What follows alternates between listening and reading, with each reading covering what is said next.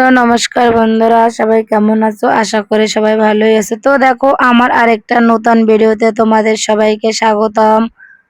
আর দেখো, এখন কিন্তু প্রায় ফাল্গুন মাস শেষ, আর আমি এখন করতেছি কাঁচা আমের নতুন রেসিপি। আর এগুলো কিন্তু পাহাড়ের 12 মাসি আম।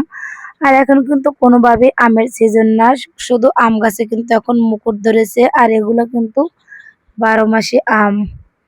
আর এখানে সবসময় পাওয়া যায়, প্রায় পাহাড়ের সব জিনিসই 12 মাস পাওয়া যায়।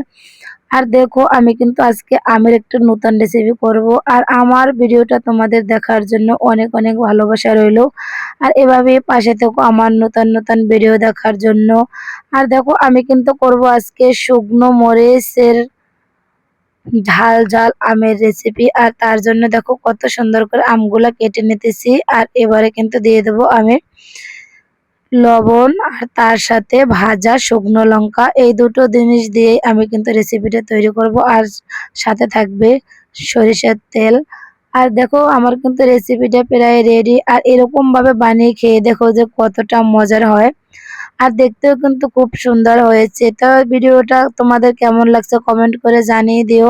আর খেতেও কিন্তু দারুণ হয়েছে। আর এভাবেই আমার পাশে থেকো তোমরা সবাই। অনেক অনেক ভালোবাসা রইলো। টাটা।